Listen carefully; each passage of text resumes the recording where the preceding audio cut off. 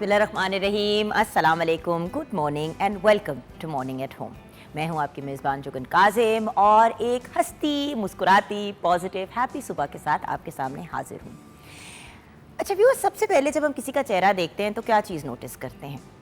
सच्ची बात तो ये है कि सबसे पहले जब किसी को हम देखते हैं तो हम उनके चेहरे की एक्सप्रेशन को देखते हैं, और अगर वो एक्सप्रेशन हंसती और मुस्कुराती हुई हो तो एक बहुत अच्छा इंप्रेशन भी पड़ता है। एट द सेम टाइम उस मुस्कुराहट के लिए सबसे ज़्यादा ज़रूरी चीज़ क्या है कि आपके दांत जो हैं वो हेल्दी हों, साफ़ सुथरे हों। ज़रूरी नहीं है कि बिल्कुल सीधे हों और परफेक्ट लुकिंग हो, लेकिन कम से कम उनको साफ़ सुथरा और नीट एंड क्लीन तो लगना चाहिए। अगर हमें कोई हार्ट का इशू होता है, कोई दिल का अमराज होता है, कोई दबाव फील होता है तो हम फ़ौरन डॉक्टर से रुजू करते हैं।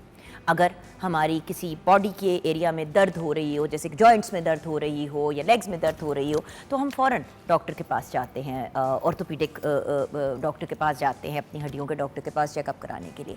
कोई भी इशू होता है तो हम राइट डॉक्टर के पास जाते हैं। लेकिन दांत एक ऐसा जिस्म का हिस्सा है जिसको मुझे समझ नहीं आती कि इग्नोर क्यों किया जाता है। शायद इसलिए क्योंकि लोगों की सोच ये है कि दांत ही है ना, ज़्यादा क्या होगा, गिर जाएंगे, हम लगवा लेंगे। लेकिन जो अंडरस्टैंड करने वाली बात है वो ये है कि देखिए, जो बचपन के दांत होते हैं जिनको हम मिल्क टीथ कहते हैं, वो अगर गिर जाएं तो वो एक नॉर्मल चीज़ है, क्योंकि वो तो उन्होंने गिरेंगे तो तभी परमानेंट दांत निकलेंगे। लेकिन जब हमारे परमानेंट दांत गिरते हैं और बहुत जल्दी गिरने शुरू हो जाते हैं तो इसका मतलब होता है कि हम लोग अपने दांतों की सही केयर नहीं कर रहे, उनका ख्याल नहीं रख रहे। और दांत एक्चुअली बहुत इम्पॉर्टेंट होते हैं। दांत हमारे जिस्म का एक गेटवे हैं, दरवाज़ा है। हमारे जिस्म के अंदर नाक के थ्रू चीज़ें एंटर हो सकती हैं, कान के थ्रू हो सकती है, लेकिन मेजर तरीका पानी हो गया, खाना हो गया, सांस की बात हो गई, तो वो हमारे नाक से सांस लिया जाता है, लेकिन बहुत से लोग ब्रीदिंग मुंह से भी करते हैं। यानी कि हमारा मुंह एक बहुत इंपॉर्टेंट हिस्सा है हमारे जिस्म का। अब उस मुंह के अंदर जो दांत हैं वो बहुत सी बीमारियों को अंडर कंट्रोल रखते हैं, लेकिन अगर दांतों का ख्याल नहीं रखते तो वो ही फिर बीमारी का बायस बन जाते हैं। अब कुछ इंटरेस्टिंग इन्फॉर्मेशन है मेरे पास जो मैं आपके साथ ज़रूर शेयर भी करना चाहूँगी, क्योंकि कुछ फैक्ट्स एंड फिगर्स कि हमें अपने दांतों का ख्याल कैसे रखना चाहिए, इस पे मैं आपसे बात करना चाहूँगी। लेकिन बेसिक चीज़ें जो हैं उनमें जो इम्पॉर्टेंट एलिमेंट है वो ये है कि अगर दांतों से रिलेटेड कोई भी प्रॉब्लम हो तो दांतों के डॉक्टर से ज़रूर रुजू करना चाहिए। बल्कि दांतों के डॉक्टर के पास साल में एक दफ़ा कम से कम जाना चाहिए। बहुत से लोग हर 6 माह के बाद जाते हैं, जो एक बड़ी सेंसिबल चीज़ होती है, क्योंकि अगर दांत में कहीं कीड़ा लग रहा है, कोई इशू हो रहा है तो वो टाइम पे रिजॉल्व हो जाता है। लेकिन अगर आप अपने दांतों का सही ख्याल रखेंगे तो मैं आपको गारंटी के साथ कह सकती हूँ कि अनलेस कोई बड़ी सीरियस कोई प्रॉब्लम हो जाए या कोई माउथ कैंसर या कोई इस किस्म का प्रॉब्लम हो जाए, आप अगर प्रॉपर दांतों का ख्याल रखेंगे तो किसी मेजर दांतों की बीमारी में भी मुब्तला नहीं होंगे। जैसे कि बहुत से लोगों के जो गम्स होते हैं, मसूड़े होते हैं, उनसे ब्लीडिंग होनी शुरू हो जाती है। इसका रीज़न भी यही होता है कि हमने अपने दांतों का सही ख्याल नहीं रखा। क्यों? दांतों के अंदर खाना फंसा रह गया, या हमने दांतों को ब्रश नहीं किया सही तरीके से, वहाँ पे कोई चीज़ फंस गई, उस चीज़ के साथ फिर कीड़ा लग गया, जिसको हम कैविटीज़ भी कहते हैं। खैर, आज हम इस पर डिटेल पे तो बात करेंगे, लेकिन कुछ पॉइंट्स आपके साथ ज़रूर शेयर करना चाहूँगी। सबसे पहले तो दिन में 2 दफ़ा दांत ज़रूर ब्रश करने हैं, ये बड़ी इंपॉर्टेंट चीज़ है। अच्छा, ब्रश प्रॉपर तरीके से करना है। मैंने बहुत से लोग देखे हैं जो बाथरूम में जाते हैं, ऐसे ऐसे करते हैं और बस बाहर निकल आते हैं। दांतों को कम से कम 1 से 2 मिनट तक ब्रश करें, अच्छे तरीके से ब्रश करें। सामने से भी दांतों को ब्रश करें, पीछे से भी ब्रश करें, ज़बान को भी ब्रश करें, और दिन में 2 दफ़ा ज़रूर करें। अच्छा, ज़बान को ब्रश करना भी बहुत ज़रूरी है, क्योंकि बहुत सा बैक्टीरिया और जरासीम हमारी ज़बान पे रह जाते हैं। अच्छा एक आपने कोई अच्छा माउथ वॉश भी इस्तेमाल करना है। उसके साथ साथ अपने टूथब्रश को, जो दांतों का आपका ब्रश है, उसको भी टाइमली चेंज करना है, यानी कि जब वो ख़राब होना शुरू हो जाए। वैसे तो बहुत से लोग जो हैं 2-3 महीने के बाद नया टूथब्रश ले लेते हैं। फ्लॉसिंग भी बहुत ज़रूरी है, यानी कि दांतों के बीच में जो ज़र्रे फंस जाते हैं उनको डेली अगर आप निकालें फ्लॉसिंग के थ्रू तो आपको और फ़ायदा होगा। ज़्यादा पानी पिया करें, और स्पेशली अगर कोई चिप वाली चीज़ या कोई ऐसी चीज़ तो दांतों पे लगी रह जाएगी, वो खा रहे हैं तो प्लीज़ पानी का इस्तेमाल करें। 2, 4, 5 घूंट पानी के पिएं, और उसके बाद जाके दांतों की अच्छी तरीके से कुल्ली भी करें। ये भी एक बड़ी ज़रूरी चीज़ है। लोग मीठा बहुत ज़्यादा खाते हैं, मीठा खाने के बाद दांतों को ब्रश नहीं करते। बड़ी दफ़ा मीठा खाने के बाद दांत ब्रश किए और उसके बाद सोने से बिल्कुल पहले मीठा खा लिया, फिर जब दांतों में कीड़े लगते हैं तो समझ नहीं आती कि क्या हो रहा है, ज़ाहिरी उसकी वजह से ये इशू तो आएगा। अच्छा, हेल्दी डाइट का इस्तेमाल करें। कैल्शियम जिन खानों में ज़्यादा है, जो चीज़ें आपके बोन हेल्थ, दांतों के लिए अच्छी हैं, उनको ज़रूर इस्तेमाल करें। खाना चू करके खाएं, चबा के खाएं। जब हम खाना चबा के नहीं खाते और वो हमारे पेट में चबाए बगैर जाता है तो उसके भी बहुत से नेगेटिव साइड इफ़ेक्ट्स होते हैं और आपको पूरी न्यूट्रिएंट्स एंड विटामिन्स का फ़ायदा नहीं होता।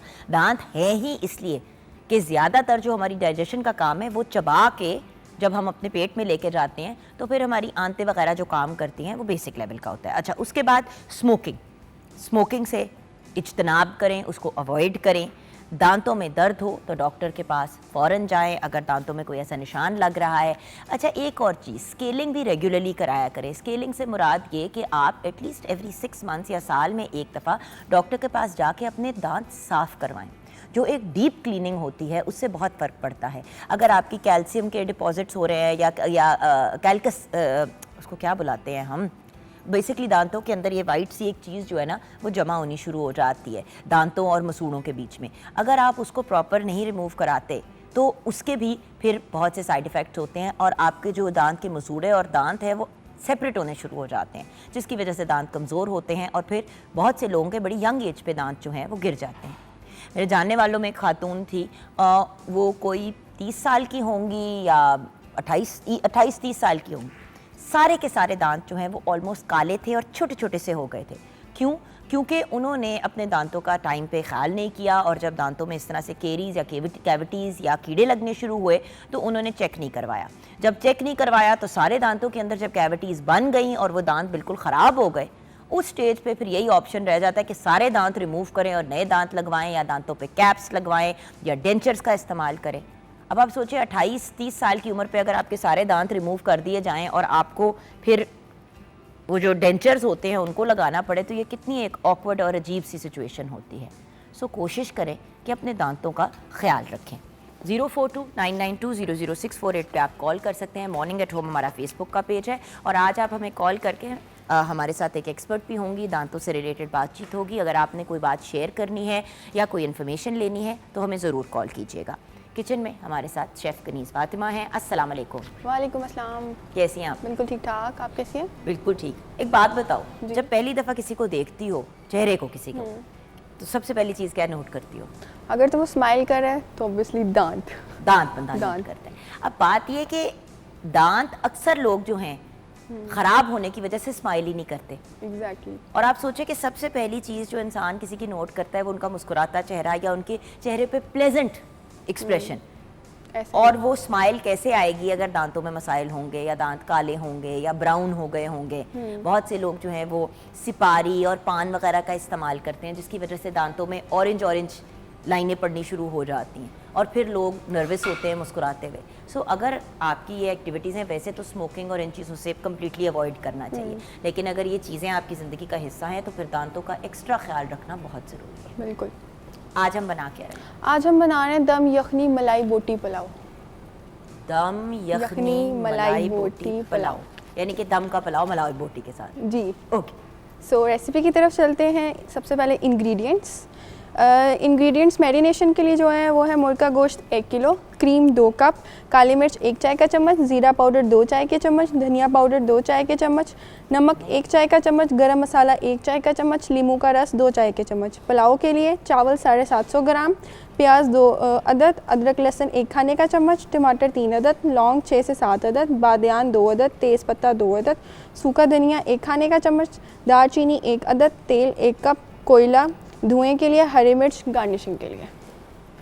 सो जो इसका सबसे पहले मेथड है वो ये है कि हमने चिकन को मैरिनेट कर लेना है।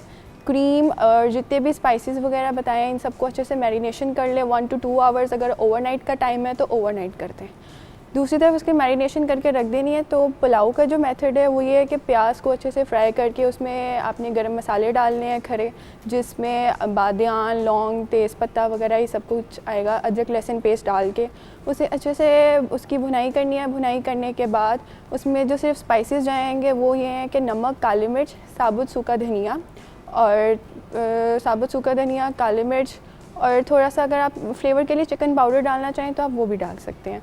वो डालने के बाद आपने उसमें चावल डालने हैं, पानी में जब बॉयल हो जाएगा चावल डालने के बाद दूसरी तरफ जो चिकन है उसको अच्छे से फ्राई कर लेना है। चिकन को जब बिल्कुल पक जाएगा आप तब भी कोयले का धुआं दे सकते हैं, और जब पुलाव बिल्कुल रेडी होगा आप दम पे देने लगेंगे तो वो जो सारा चिकन है, मलाई बोटी जो आपने रेडी किया है वो आप ऊपर बिल्कुल डालने के बाद लास्ट पे जब दम हो जाए तो कोई 5 मिनट के लिए कोयले का धुआं दे के उसे हरी मिर्च वगैरह से गार्निश करके सर्व करते हैं। वंडरफुल।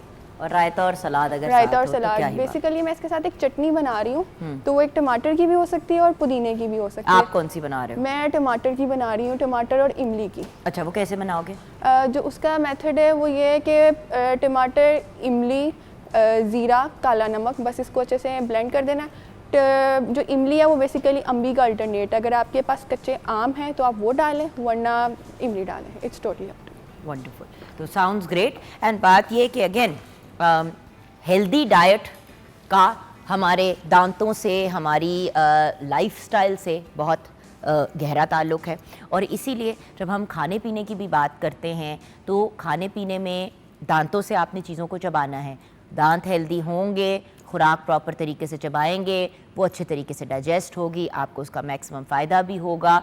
ये सारी चीज़ें बहुत ज़्यादा मैटर करती हैं। सो दांत और दांतों के से रिलेटेड इन्फॉर्मेशन मज़ीद हम आपके साथ शेयर करेंगे ब्रेक के बाद। हमें कॉल ज़रूर कीजिएगा और हमारे इस सेगमेंट का हिस्सा बनिएगा।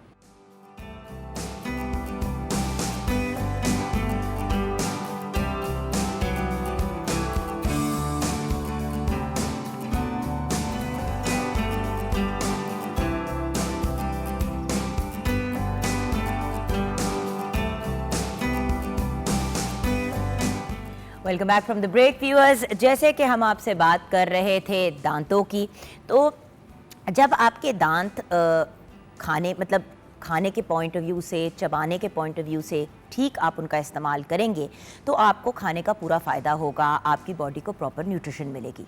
Colgate maximum cavity protection toothpaste, जिसका कैल्शियम बूस्ट फॉर्मूला दांतों के खोए हुए कैल्शियम को लौटाता भी है और इन्हें देता है 2 गुना ज़्यादा कैविटी प्रोटेक्शन। इसके साथ साथ इसमें शामिल फ्लोराइड भी है। लिक्विड कैल्शियम दांतों में कैविटीज़ का मुकाबला भी करता है, उनको महफूज भी बनाता है। Colgate maximum cavity protection family toothpaste है, यानी कि घर का हर फर्द जो है इसको इस्तेमाल कर सकता है। दांत स्ट्रॉन्ग तो हम स्ट्रॉन्ग। हमने आज डेंटिस्ट को नहीं बुलाया, बल्कि हमने एक क्लिनिकल डाइटिशियन और न्यूट्रिशनिस्ट को इनवाइट किया शो पे, ताकि वो हमें गाइड करें कि दांतों से रिलेटेड क्या ऐसी चीज़ें हैं जिनकी वजह से हम लोग अपनी ग़िज़ा का या अपने खाने पीने का प्रॉपर फ़ायदा नहीं ले पाते। क्योंकि बहुत से लोग जो है जब भी दांतों का सोचते हैं तो वो सिर्फ यही सोचते हैं कि डेंटिस्ट उनको आके गाइड करेगा, लेकिन ये बात नहीं है। दांतों के कितने पर्पसेस हैं हम ये रियलाइज़ नहीं करते, और फिर जब हमें कोई नुकसान होता है या कोई प्रॉब्लम होती है तो फिर हम सोचते हैं यार ये क्यों हुआ और कैसे हुआ। So prevention is better than the cure. Komal Khalid ने हमें ज्वाइन किया है। जी अस्सलाम वालेकुम कोमल साहब, क्या हाल है आपके? जी कैसी हैं आप? ठीक ठाक, बिल्कुल ठीक। अच्छा कोमल, सबसे पहले तो ये बताइए कि आजकल बच्चे जो हैं वो जंक फूड बहुत ज़्यादा इस्तेमाल करते हैं और उसके बगैर रहते भी नहीं हैं। इसके क्या साइड इफ़ेक्ट्स होते हैं? देखिए, ओवरऑल अगर हम बात करें, सबसे तो इम्पॉर्टेंट बात यह है कि जो बच्चे जब जंक फूड का इंटेक करते हैं तो सबसे जो चीज़ ख़राब होती है दैट इज़ कि उनकी हैबिट्स को हमें उनके हैबिट्स के बिल्डअप के लिए ये एज बहुत ज़रूरी होती है कि हम जो भी उनके लिए फाउंडेशन ईयर्स होते हैं बेसिकली बच्चे चाइल्डहुड में, तो उनकी ईटिंग हैबिट्स तो ख़राब होती हैं, उसमें चाइल्डहुड ओबेसिटी और ये सारी चीज़ें तो आती ही हैं, लेकिन साथ साथ आपके जो दांत हैं, जो कोल्ड ड्रिंक्स हैं, जितनी कोला ड्रिंक्स हैं, मीठा है, ये सारा ये दांतों में जाके चिपक जाता है। और अगर हम अपने ओरल हेल्थ को अच्छा नहीं करते या हम ओरल हेल्थ को अच्छे तरीके से नहीं लेके चलते या मेंटेन नहीं करते और हम अपने बच्चों को ये बताते नहीं हैं कि हमें टूथब्रश कितनी दफ़ा करना है और क्यों करना है और कब कब करना चाहिए, और हमें डेंटल फ्लॉस यूज़ करना चाहिए, हमें अच्छा टूथपेस्ट यूज़ करना चाहिए। सो इन सारी चीज़ों से फिर ये होता है कि बच्चे जो हैं दांत डेंटल केरीज़ के साथ बहुत केसेस आते हैं और ईटिंग पैटर्न्स बहुत ज़्यादा डिस्टर्ब होते हैं। और यही बच्चे जब अडल्टहुड में जाते हैं, क्योंकि पहले से ही ईटिंग हैबिट्स तो ख़राब थी, तो वो जब अडल्टहुड में जाते हैं तो ईटिंग हैबिट्स तो ऑलरेडी नहीं, तो आप ये कह रही हैं कि दांतों की हमारी ओवरऑल हेल्थ पे बहुत फ़र्क पड़ता है। बहुत इंपैक्ट होता है। देखिए, अगर आपके दांत हेल्दी होंगे तो आप खाना प्रॉपर्ली च्यू करेंगे। जब आप अपना फूड प्रॉपर च्यू करेंगे, चबा के खाएंगे, जब प्रॉपर च्यू करेंगे तो आपको उसकी फुल न्यूट्रिशन मिलेगी। यानी जितने न्यूट्रिएंट्स आपने फूड में, for example proteins, carbs, fats आपने लिए हैं, लेकिन आपने अपना फूड प्रॉपर च्यू नहीं किया, तो उसका फ़ायदा नहीं मिलेगा आपको। बहुत सारे लोग ये कहते हैं कि हमारी डाइट बहुत अच्छी है, हम क्वालिटी फूड खाते हैं, मतलब हम ड्राई फ्रूट्स का इंटेक करते हैं, हम फ्रूट्स का इंटेक करते हैं, वेजिटेबल्स का करते हैं, बट स्टिल हमें मल्टीविटामिन्स लेने पड़ते हैं, क्योंकि हमें उसकी बॉडी पूरी तरह से एब्जॉर्प्शन ही नहीं हो पाती। द रीज़न इज़ हम अपने खाने को टाइम ही नहीं देते। हम अपने फूड को हम सबसे हमारा ये होता है कि बस ठीक है, बाकी सारी चीज़ों के लिए हमारे पास टाइम है, खाने के लिए टाइम नहीं है। अच्छा, नहीं, फटाफट खाओ और अगर काम खाने के लिए टाइम है तो खाना खाने का एक तरीका जो बन गया नया, कि टीवी या आप अपने टैब या अपने गैजेट के साथ आपने देखना है, तो होता ये है कि लोग एक ही जगह पे बैठ के 5 लोग खाना खा रहे हैं, सारे घर वाले खा रहे हैं, लेकिन सारे अपनी अपनी डिवाइस में बिजी हैं। एग्जैक्टली तो साथ खाएं या ना खाएं कोई फर्क नहीं, जबकि आपके सामने 4 और या 3 और इंसान बैठे हुए, आप उनसे गुफ्तगू ही कर लें। Exactly, that is the point. और खाने को माइंडफुली खाना चाहिए, और फिर उस खाने का फ़ायदा भी होता है, आपको ये पता होता है आप क्या खा रहे हैं, क्या नहीं खा रहे। और मैंने जैसा पहले बताया कि ये फाउंडेशन ईयर्स हैं, हमने बच्चों में हैबिट्स डेवलप करनी है। हमारे यहाँ पे बच्चों में 5 साल, 6 साल, 7 साल की उम्र में बच्चे, माएँ जो हैं वो उनको खाना खिला रही हैं, क्योंकि हैबिट्स ही डेवलप नहीं हुई हैं। और इसी तरह वो बच्चे पिकी ईटर्स होते हैं, चूज़ी होते हैं। वो खाने में हमने ये नहीं खाना, हमने वो नहीं खाना, सिर्फ जंक मिल जाए, चिप्स मिल जाए, ये मिल जाए, सिर्फ वो खाएंगे, हेल्दी चीज़ें वो नहीं खाते, क्योंकि उन्होंने कभी फूड खुद से इंजॉय नहीं किया, उनको टेस्ट ही नहीं पता, उनका टेस्ट डेवलप ही नहीं हुआ हुआ। फ्रूट्स, वेजिटेबल्स, इनके टेस्ट का हमें नहीं पता। हमें ये पता है क्या चीज़ मीठी है, क्या चीज़ नमकीन है, बस ये 2 हमारे टेस्ट बड्स हैं। हाँ, ये मीठा है ये खा लो, ये नमकीन है ये रहने दो, या नमकीन है तो खा लो, मीठा है तो रहने दो। अच्छा, ये बताइए कि अच्छा, एक बात तो व्यूअर्स आप लोगों को ज़रूर कहना चाहूँगी कि आप हमारे शो पे कॉल करें, आप जीत सकते हैं कोलगेट की तरफ से जो गिफ्ट हैम्पर कोमल के साथ पड़ा हुआ है, वो आप भी जीत सकते हैं अगर आप कॉल करेंगे, हमारे शो का हिस्सा बनेंगे। 042992000648 पे कॉल करें और हमारे से गुफ्तगू करें और कोलगेट का तोहफा जीतने का मौका हासिल करें। अच्छा, ये बताइए कि अच्छे तरीके से खाने को जब हम चबाने की बात करते हैं तो उसमें क्या आता है, उसके ज़ुमरे में क्या आता है? उसके ज़ुमरे में आता है कि आपने अपनी बाइट, एक तो छोटा साइज़ बाइट का रखना है, ये नहीं है कि बहुत बड़ा बाइट का साइज़ और उसको आप च्यू करें। आपने छोटा साइज़ रखना है और उसके बाद आपने उसको एटलीस्ट 30-32 टाइम्स आपने उसको च्यू करना है, 30-32 दफ़ा चबाना, 30-32 दफ़ा चबाना है। और ये चीज़ हमारे इस्लाम में भी है, हमें हमारे प्यारे नबी हज़रत मोहम्मद सल्लल्लाहु अलैहि वसल्लम ने भी कहा है कि अपने फूड को प्रॉपर टाइम दें, बैठ के आराम से खाएँ और उसके बाद आप उसको च्यू करें। आप कभी ओवरवेट नहीं होंगे, आपका कभी बेली फैट नहीं आएगा। सो च्यूइंग के बहुत सारे फ़ायदे हैं। इंस्टेड के आपको न्यूट्रिएंट्स तो मिलेंगे, बट लेकिन कभी आप ज़्यादा ओवर ईटिंग की तरफ नहीं जाएंगे। आप ये करके देखें कि आप जब खाने को अपने टाइम देंगे, आप प्रॉपर च्यू करेंगे फूड को, और आप लेट्स से हमारी भूख की एपेटाइट का time is 10 to 15 minutes, just उस 10 to 15 मिनट्स में हम पूरा पिज़्ज़ा भी खा लेते हैं और हम एक चपाती 6 इंचेस वाली आराम से बैठ के तरीके से हम उसको भी इंजॉय कर सकते हैं। सो दोनों चीज़ों में बहुत डिफरेंस है। वही चीज़ें जब वेट गेन की तरफ आती हैं तो बहुत सारे प्रॉब्लम्स को लेके आती हैं। डायबिटीज़ है, हाइपरटेंशन है, दिल के मसले हैं। और आजकल तो मैं लोगों से बात करती हूँ, कहते हैं हाय मैं तो 2 बर्गर खा गई, मुझे पता ही नहीं चला। क्या मतलब आपको पता नहीं चला? यानी कि आप फास्ट फॉरवर्ड पे जल्दी से खाई जा रहे। अब नॉर्मली आधे बर्गर के बाद नॉर्मली खवातीन और बच्चों का पेट भर जाता है, बड़े मर्द हज़रात जो हैं वो ऑब्वियसली फुल बर्गर पे व्हाटएवर।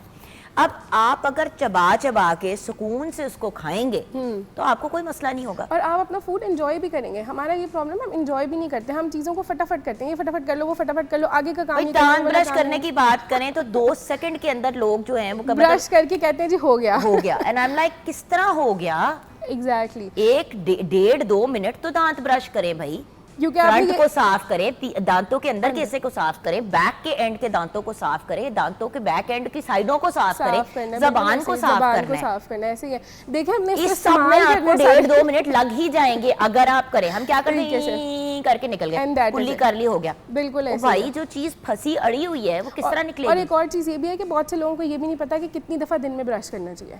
ट्वाइस अ डे आपको ब्रश करना है before going to the bed. अच्छा, रात में टूथपेस्ट से करना है, उसके बाद फिर बात करें। बिल्कुल, देखिए अब जिस तरह हमारे पास कोलगेट मैक्सिमम कैविटी प्रोटेक्शन है, इसमें बहुत सारी चीज़ें हैं। जो 2 मेन चीज़ें हुई है कि कैल्शियम है, फ्लोराइड है। कैल्शियम इसलिए है क्योंकि वो दांतों के लिए बहुत अच्छा है, फ्लोराइड गम्स के लिए। गम्स का हेल्दी होना भी इक्वली इंपॉर्टेंट है जितना दांतों का हेल्दी होना ज़रूरी है, क्योंकि गम्स अगर दांत को अच्छे तरीके से क्या ग्रिप करके रखेंगे तो फिर आप ब्लीडिंग गम्स नहीं होने चाहिए। तो ये सारी चीज़ें एग्जैक्टली ब्लीडिंग गम्स नहीं होने चाहिए। तो ये सारी चीज़ें जो है वो अच्छा toothpaste, Colgate, maximum cavity protection की हम क्योंकि बात कर रहे हैं तो इसलिए उसमें कैल्शियम फ्लोराइड दोनों चीज़ें हैं, सो वो बहुत अच्छा दोनों इंग्रेडिएंट्स। दांतों पे जो स्टेन्स वगैरह लग जाते हैं, कुछ उसके बारे में अपना ओपिनियन मुझे देंगी? क्योंकि लोग अक्सर यही कहते हैं कि हमें तो निशान पड़ जाते हैं।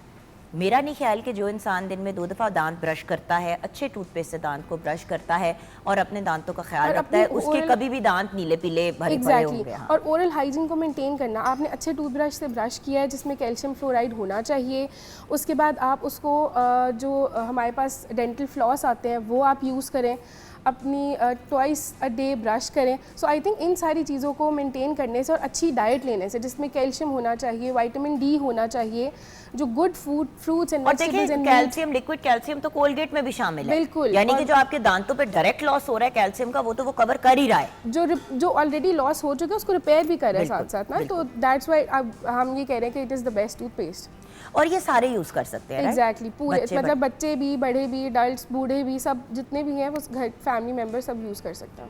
लेकिन टूथपेस्ट सारे यूज कर सकते हैं, टूथब्रश हर बंदा अपना अपना यूज करेगा। एक ये वाला कॉन्सेप्ट भी क्लियर करना है कि आपस में दांतों के ब्रश को यानी कि टूथब्रश को शेयर करना बहुत गलत बात है। बालों के ब्रश को भी नहीं शेयर करना चाहिए, दांतों के ब्रश को भी, और टूथब्रश को तो बिल्कुल भी नहीं, क्योंकि देखें वही किसी के मुंह एक्चुअली इतना साफ नहीं होता जितना हम सोचते हैं, उसमें बहुत से जर्म्स होते हैं। बेसिकली हाइजीन की बात है ना, तो ये सारी चीज़ें हाइजीन में आ जाते हैं कि आपकी पर्सनल हाइजीन में आता है। ओरल हाइजीन जिसके बारे में हम आज ज़्यादा बात भी कर रहे हैं कि आपका टूथब्रश, आपका हेयर ब्रश, ये सारी चीज़ें आपकी सेपरेट होनी चाहिए हर इंडिविजुअल की, और ये चीज़ें बचपन से बच्चों में ये चीज़ें डालनी चाहिए, उनकी हैबिट्स बनानी चाहिए कि वो टूथब्रश करें, अपना पर्सनल ब्रश हो उनका, मतलब हेयर ब्रश, टूथब्रश, एवरीथिंग। तो ये बेसिकली हैबिट्स मुझे लगता है बचपन से बच्चों में डाली जानी चाहिए। सिद्रा की कॉल है लाहौर से, उनकी कॉल लेते हैं। अस्सलाम वालेकुम।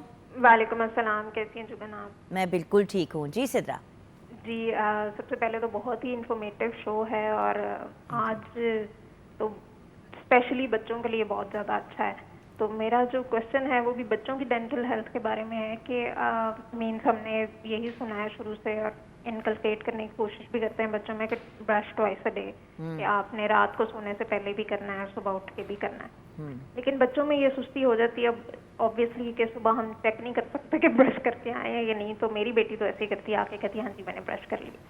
तो इस बात पे ज़रा इंसिस्ट कर दें कि रात को ब्रश करना तो ऑब्वियसली ज़रूरी है कि सारे दिन के जो आपने खाया पिया वो आप एक दफ़ा क्लीन करके सोएं। तो सुबह उठ के वो कितना ज़रूरी है ब्रश करना और उसकी क्या इंपॉर्टेंस है, उसके बारे में ज़रा प्लीज़ डॉक्टर साहब। बिल्कुल, आपके इस सवाल का भी जवाब देते हैं और आपको ये कोलगेट की जो गिफ्ट बास्केट है ये आपके घर पहुंचा दी जाएगी। सिद्रा प्लीज़ आप कॉल पे रहिएगा और अपनी सारी इन्फॉर्मेशन हमारे साथ शेयर कीजिएगा ताकि आपके घर तक ये पहुंचा दिया जाए। Thank you so much. अच्छा, ये एक इम्पॉर्टेंट पॉइंट है। अल्टीमेटली तो यही वाली प्रॉब्लम है ना कि रात को दांत चलो सर पे खड़े करके करवा भी लिए ब्रश, सुबह के वक्त इतने मसरूफ़ होते हैं घर वाले, और बहुत से लोग ये कहते हैं कि जिस तरह रात को अगर नहा लिया तो सुबह नहीं नहाते, तो अगर सुबह नहा लिया तो रात को नहीं नहाते, तो फिर दांतों को दिन में क्यों ब्रश करें, रात को तो ब्रश करके सो रहे हैं। पॉइंट ये है कि आपने सुबह उठ के सिर्फ माउथ रिंस करना है और नाश्ता करना है, नाश्ते के बाद आपने ब्रश कराना है। ये बहुत टेक्निकल पॉइंट है जो मैं आज आपके शो के तवस्सुत से लोगों को बताना चाहती हूँ कि आपने ब्रश जो हमारी ये एक बहुत टेक्निकल चीज़ है। अच्छा, बचपन से ये घर वालों की एक वो चीज़ रही कि भाई रात को सोने से पहले दांत ब्रश किए और सुबह उठते ही किए, और ये हमेशा सवाल उठता था कि भाई सुबह उठते ही अगर दांत ब्रश करने और रात को भी दांत ब्रश करके सोए हैं तो वो तो दोनों टाइम दांत सेम चीज है ना, रिपीट कर रहे हैं आप, उसका फायदा नहीं है। उसका फायदा आपको तब है जब आपने उठ के सिर्फ कुल्ली करनी है, माउथ रिंस किया आपने, माउथ वॉश से कर लें, सिंपल वाटर से, टैप वाटर से कर लें, it's totally depends on you. आपने करना है ये, उसके बाद आपने नाश्ता करना है। एम्फेसिस न्यूट्रिशन की हम बात करें तो नाश्ते में भी उतना ही इंपॉर्टेंट है, और उसके बाद आपने ब्रश करना है, क्योंकि जो आपकी जितने भी, फिर वही बात है डेंटल हेल्थ की, कि जितने भी आपने खाना खाया, जितने भी फूड पार्टिकल्स हैं, जो कुछ भी आपने पूरा अपना माउथ क्लीन करना है, then you go to the school या आप जो जॉब पे जाते हैं या जहाँ ऑफिस में जाते हैं, वो फिर आपका आगे पूरे दिन का सर्कल होगा। लेकिन आपने ब्रश आफ्टर ब्रेकफास्ट करना है। बिफोर ब्रेकफास्ट नहीं है। बहुत इंपॉर्टेंट पॉइंट कि दांत Exactly. ब्रश नाश्ते के बाद करने हैं और रात को दांत ब्रश कर लिए उसके बाद कुछ खाना पीना नहीं है। पानी पी सकते हैं ऑफ कोर्स, बट उसके अलावा और कुछ खाना पीना नहीं है। किसी भी चीज़ में हल्की सी भी अगर चीनी है, दूध है, कोई भी चीज़ है, तो ये भी बड़ी एक प्रॉब्लम है। रात को बच्चे को दांत ब्रश करा के लिटा दिया और उसके मुंह में दूध की बोतल दूध डाल पिला दिया। एग्जैक्टली दूध में भी देखिए कार्बोहाइड्रेट्स भी हैं, प्रोटीन्स भी हैं, तो वो सारे क्या होंगे वो दांतों के साथ, इसलिए भी फ़ायदा नहीं होता। और इसलिए भी होता है कि दांत जो है बच्चे के दांत में ऑल दो जी 2 दफ़ा ब्रश कर रहे हैं लेकिन दांत में कीड़ा फिर भी लग गया जी।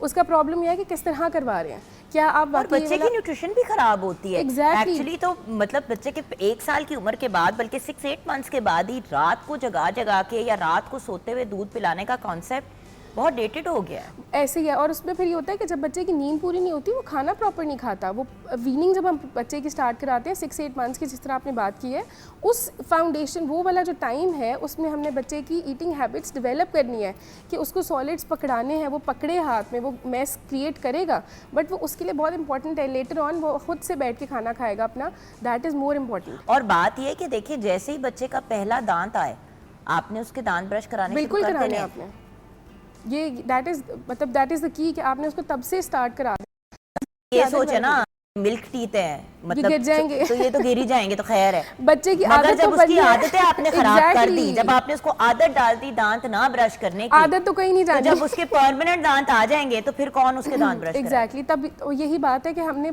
उनकी हैबिट्स शुरू से बनानी है। जब पहला दांत भी आ गया है ना, तब से हमने उसकी आदत बनानी है कि ब्रश करना है। और ब्रश किस तरह करना है कि रात को आपने ब्रश करने के बाद कुछ नहीं खाना, सिर्फ पानी ले सकते हैं। और इस तरह आप देखिएगा कि आपकी जो न्यूट्रिशन यानी कि बच्चा चाइल्डहुड ओबेसिटी की तरफ नहीं जाएगा। हमारे देखिए ना, यहाँ पे बच्चा लेट सुबह नाइट नाश्ता स्नैकिंग, इसलिए भी तो नहीं करता ना क्योंकि उसकी इतनी हमने अजीबोगरीब हैबिट्स कर जो दी कि होती हैं। हमारे यहाँ पे ये होना शुरू क्योंकि हो देखो गया कि स्कूल शुरू होने वाला है और मुझे सबसे ज्यादा टेंशन इसी चीज की होती है कि जैसे ही स्कूल शुरू होता है बच्चे जो है सुबह नाश्ता नहीं करते, लेकिन दोपहर को अगर वो मतलब नॉर्मली आजकल बहुत से लोगों के बच्चे जो है 10 बजे 11 बजे 12 बजे जाग रहे हैं। एक तो रूटीन भी खराब कर देते ना। उसमें प्रॉब्लम ये होती है कि हम बच्चों को रात में लेट नाइट स्नैकिंग कराते हैं, या बच्चे खुद भी करते हैं। जितनी देर जागेंगे उतनी लेट नाइट स्नैकिंग होगी। सुबह उठ के आप कैसे एक्सपेक्ट कर सकते हैं कि 8-9 बजे वो ब्रेकफास्ट कर लें? हमें रात फिर से जब बच्चा 16 साल की उम्र पे उसके दांतों में भी प्रॉब्लम्स हुई भी होती हैं, Weight सारी related सारी issues रात भी जंक होते हैं। फूड खाता है, तो आप कहते हैं ये क्या मतलब बच्चा ऐसे ही नहीं है। भैया, आप जो आदत डालेंगे वही डलेगी। वो जिस आगे बच्चे को से- रात को नहीं खाने की आदत होगी, गार्बेज और जंक, वो बिल्कुल बच्चा, ऐसे मैं है। तो देखे हम सॉरी जंक फूड को गार्बेज ही कहती हूँ। यही है कूड़ा ही है। रियलिटी। एग्जैक्टली हम वो फ्यूल अपनी बॉडी को गंदी चीज़ों से फ्यूल करेंगे तो रिजल्ट्स हमें वैसे ही मिलेंगे। देखिए न्यूट्रिशन के पॉइंट ऑफ व्यू से तो जंक फूड नहीं खाना चाहिए। दांतों के पॉइंट ऑफ व्यू से अगर आप जंक फूड खाएंगे तो फिर आपको एहतियात बहुत ज्यादा करनी है। You have to bear the consequences ना देखिए बेसिकली। बट देखिए एटलीस्ट ये होता है ना कि दांतों में कीड़े लग गए, कम से कम अगर आपने कैविटीज और इन चीज़ों को अवॉइड करना है, एक तो चबा के ये सारी चीज़ें करनी है, लेकिन आप अगर Colgate maximum cavity protection toothpaste का दिन में 2 दफ़ा इस्तेमाल करते हैं तो कम से कम दांतों के मसाइल तो नहीं होंगे ना। देखिए जिस तरह हम एक कहते हैं कि वेल बैलेंस्ड डाइट के ऊपर है हम। वेल बैलेंस्ड डाइट क्या होती है? उसमें सारे जो मैक्रो न्यूट्रिएंट्स और micro nutrients well balanced form में है। यानी आप फैट्स भी ले रही हैं, कार्ब्स भी ले रहे हैं, प्रोटीन्स भी ले रहे हैं। नॉर्मल हेल्दी बैलेंस डाइट इसको कहते हैं हम। जो हम थेरेप्यूटिक डाइट पेशेंट्स के लिए होती है that is a separate thing. जो हम नॉर्मल आज लोगों के लिए बात करें ना, बच्चों के लिए, बड़ों के लिए, एडल्ट्स के लिए, ओल्ड एज वालों के लिए, हम उन्हें वेल बैलेंस डाइट के ऊपर रखते हैं, प्रोवाइडेड कि उनकी कोई और कंडीशन नहीं है, डायबिटीज़, हाइपरटेंशन, इस तरह की कोई चीज़ नहीं है। तो उस वेल बैलेंस डाइट में सब कुछ आता है, ठीक है। उस वेल बैलेंस डाइट में फैट्स भी आते हैं, कार्ब्स भी आते हैं, प्रोटीन्स भी आते हैं, माइक्रो न्यूट्रिएंट्स भी आते हैं। तभी तो वो वेल बैलेंस डाइट है और तभी तो वो अच्छे तरीके से आपको न्यूट्रिशन देगी। और इसके लिए इंपॉर्टेंट है कि आपका जो फर्स्ट क्या कहना चाहिए, बॉडी का जो बहुत इम्पॉर्टेंट पार्ट है दैट इज़ टीथ, उनका साफ़ होना, उनकी ओरल हाइजीन बहुत इंपॉर्टेंट है। और फूड को प्रॉपर च्यू करना ताकि उसके जितने भी न्यूट्रिएंट्स हैं जो भी आपने लिए हैं, दांत ठीक होंगे तो तभी चबाएंगे ना। बहुत से लोग इसलिए भी प्रॉपर चबाते नहीं है क्योंकि उनके दांतों में दर्द होती है, प्रॉब्लम होती है, या ठंडा गर्म महसूस हो रहा होता है। तो ये सारी चीजें आप अवॉइड कर सकते हैं, इनसे बच सकते हैं through Colgate maximum cavity protection toothpaste. आपका पैगाम एंड में व्यूअर्स को? मेरा पैगाम व्यूअर्स को यही है कि अपनी डाइट को अच्छा रखें, वेल बैलेंस डाइट रखें अपनी रूटीन में। और दूसरा ओरल हाइजीन को मेंटेन करना है। और इसके लिए ज़रूरी ये है कि आप जब गुड फूड लेंगे तो आप गुड लाइफस्टाइल एंजॉय कर सकेंगे। और ये इसीलिए इम्पॉर्टेंट है। और आपकी मेंटल हेल्थ भी इसके लिए बहुत आपका साथ फिर देती है कि जब आप अच्छा खाते हैं और अच्छा सोचते हैं और अच्छा करते हैं। So that is my message to the viewers. यहाँ पे व्यूअर्स हम ब्रेक की तरफ जाएंगे। Colgate maximum cavity protection toothpaste, जिसका कैल्शियम बूस्ट फॉर्मूला दांतों के खोए हुए कैल्शियम को लिक्विड कैल्शियम के फॉर्म में लौटाता है और साथ में आपको देता है 2 गुना ज़्यादा कैविटी प्रोटेक्शन। अल्टीमेटली दांत is the gateway to your mouth.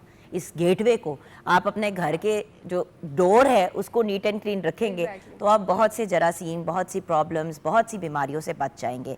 और उसके साथ साथ Colgate maximum cavity protection family toothpaste है, तो ये पूरी फैमिली जो है इस्तेमाल कर सकती है, बच्चों से लेके बुजुर्ग तक। ऑब्वियसली जो छोटे बिल्कुल न्यूबॉर्न वगैरह होते हैं उनके लिए एक मुख्तलिफ टूथपेस्ट होती है, लेकिन Colgate Maximum Cavity Protection Toothpaste is a family toothpaste. Everyone can use it. Dance strong, तो हम strong.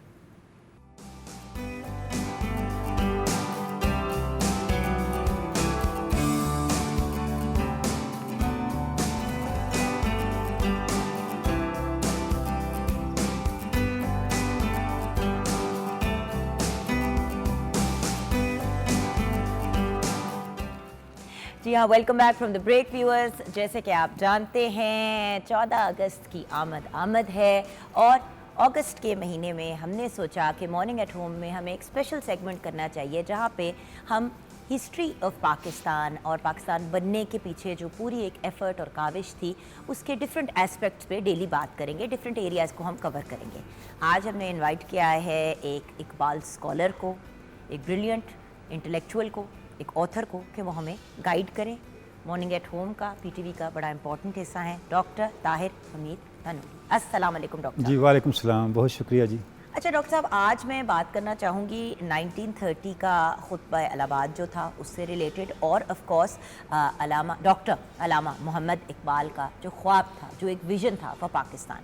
तो इसी से बात शुरू करते हैं कि खुतबा इलाहाबाद किन हालात में दिया गया था और इसमें अलग वतन का तसव्वुर अलामा इकबाल ने कैसे पेश किया?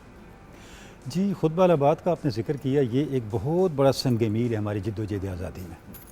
यानी आप ये कह सकते हैं कि अगर खुतबा इलाहाबाद ना होता, खुदा न खास्ता, तो जो लीडरशिप थी उस वक़्त की ऑल इंडिया मुस्लिम लीग की, जो लीड कर रही थी इंडिपेंडेंस मूवमेंट को, उन्हें वो क्लैरिटी ना होती कि उनकी मंजिल क्या है। यानी कि मुसलमानान बरसगीर को अगर अपनी मंजिल के बारे में कोई क्लैरिटी मिली है जिस डॉक्यूमेंट से, वो खुतबा इलाहाबाद है। अच्छा, इसका पस मंज़र जिस तरफ आपने इशारा किया अपने सवाल के अंदर, तो एक तवील जद्दोजहद है मुसलमानों की। और आप देखें कि ऑल इंडिया मुस्लिम लीग के बनने के बाद से मुसलमान ये कोशिश करते रहे कि हिंदुस्तान के अंदर रहते हुए कोई ऐसी कॉन्स्टिट्यूशनल एडजस्टमेंट हो जाए जिसके नतीजे में उनके राइट्स सिक्योर हों। यही वजह है कि कायद-ए-आज़म को हिंदू मुस्लिम यूनिटी का एम्बेसडर भी कहा गया। आप लखनऊ पैक्ट देखें, आप दिल्ली प्रपोजल्स देखें, कई ऐसे इकदाम हैं जिनमें मुस्लिम लीडरशिप की ये कोशिश रही, लेकिन अनफॉर्चुनेटली ये कोशिश कामयाब नहीं हो सकी। लेकिन अल्लामा इकबाल का विजन फ्राम वेरी फर्स्ट ये था कि मुसलमान जो हैं ख़ास है तरकीब में कौम रसूल हाशमी, मुसलमान एक अलग आइडेंटिटी रखने वाली कौम है, लिहाजा इनके लिए एक अलग आइडेंटिटी का एहतमाम होना चाहिए। अच्छा, आप देखें कि वो मुसलसल बात करते रहे थे सेपरेट इलेक्टोरेट की, कि मुसलमानों की जुदागाना नुमाइंदगी होनी चाहिए। सेपरेट नेशन की उस वक्त बात नहीं हो रही थी, बात हो रही थी सेपरेट इलेक्टोरेट की, कि भाई मुसलमानों को भी उतनी रिप्रेजेंटेशन मिलनी चाहिए। अच्छा, आप देखें ये सेपरेट इलेक्टोरेट जो इलेक्टोरेट था, इसकी बुनियादी सेपरेट नेशन थी, यानी इनको आप अलग अलग नहीं कर सकते। अच्छा, ठीक। क्यों सेपरेट इलेक्टोरेट मांग रहे थे?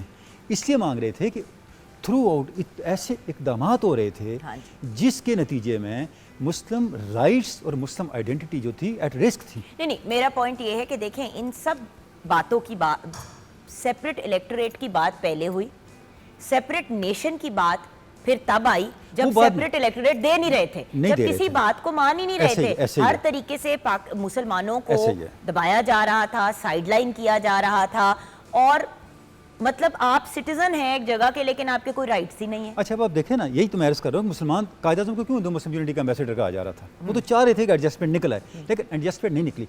अच्छा, अब अल्लामा इकबाल ने जब दिसंबर 1930 में खुतबा इलाहाबाद दिया, उसमें उन्होंने फिर उस मुतालबे को जो ग्रेजुअली इवॉल्व हो रहा था, उसको आप ये कह सकते हैं कि इजहार का पैराया दे दिया। देखें ना, उन्होंने कहा कि मैं ये देख रहा हूँ, मैं ये देख रहा हूँ कि नॉर्थ वेस्ट इंडिया के इन हिस्सों पर मुश्तमिल बलूचिस्तान, सिंध, NWFP आज का जो KP है, और पंजाब, इस पर मुश्तमिल the formation of north west consolidated Muslim state seems to me ये खुतबा अल-बाद के अल्फाज में आपके सामने पढ़ रहा हूँ, seems to me final destiny at least for the Muslim of north west India.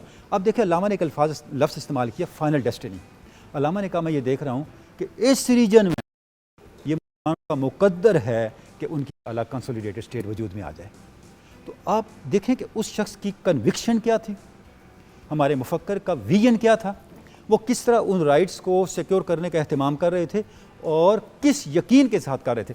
अगर आप इजाज़त दें मैं इसमें इसका इजाफी भी करना चाहूँगा। ये वो वक्त था जब मुसलमानों पे बहुत ज़्यादा कमज़ोरी थी, बहुत मायूसी थी। आप देखें ये जो मुस्लिम ये दिसंबर में सेशन हुआ है, इट वाज शेड्यूल्ड इन अप्रैल में, लेकिन ऑल इंडिया मुस्लिम लीग की ऐसी पोजीशन नहीं थी कि वो इजलास कर सकते। अगस्त सितंबर होते होते होते होते ये दिसंबर तक आ गया और ये ऑल इंडिया मुस्लिम लीग की आईनी ज़रूरत थी कि एनुअल सेशन हो, क्योंकि हर साल एनुअल सेशन होता था, लिहाजा उन्होंने करना पड़ा। और 30 दिसंबर को आके अल्लामा इकबाल खुतबा दे रहे हैं।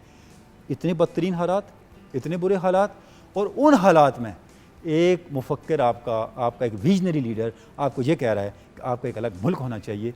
ये एक मैं कहता हूँ कि डिवाइन इंस्पायरेशन के बगैर और एक खुदादाद विजन के बगैर और एक गैर मामूली यकीन के बगैर और अपनी कौम के मुस्तकबिल पर यकीन के बगैर, अपनी कौम की डेस्टिनी पर यकीन के बगैर ऐसी बात नहीं हो सकती।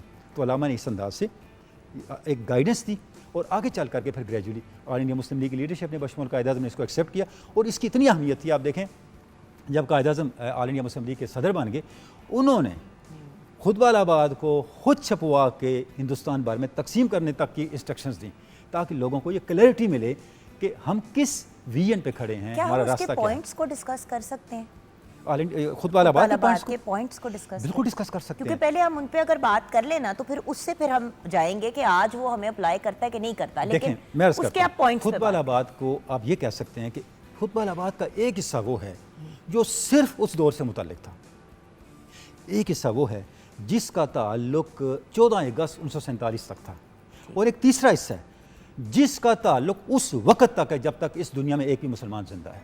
बिल्कुल ठीक है, लेकिन इतना इंपॉर्टेंट डॉक्यूमेंट। लेकिन let's talk about the points and then different stages पे कब कब अप्लाई करते हैं, कौन कौन से पॉइंट्स, वो भी बात। अच्छा, अब पहली बात जैसे मैंने अर्ज़ किया, वो हिस्सा जो सिर्फ उस दौर से मुताल्लिक था। हाँ। मुसलमानों की मुलाजमतें कितनी हैं, फ़ौज में कितना हिस्सा है मुसलमानों का, सिविल सर्विस में कितना हिस्सा है, मुसलमानों पे मजालिम क्या हो रहे हैं, हिंदू क्या कर रहे हैं, रॉयल कमीशन क्या कर रहा है, ब्रिटिश पॉलिसी क्या मुसलमानों के बारे में, ये उस वक्त के इश्यूज़ को अल्लामा ने एड्रेस किया, नंबर 1। उसके बाद उसका हल क्या दिया, हल अल्लामा इकबाल ने ये दिया कि हिंदुस्तान की फलाह में, देखिए अल्लामा इकबाल ने कहा कि मैं खुद अलग स्टेट की बात क्यों कर रहा हूँ, इसलिए कर रहा हूँ इससे इंटरनल बैलेंस पैदा होगा, इससे इंडिया को पीस मिलेगा, इंडिया को सिक्योरिटी मिलेगी।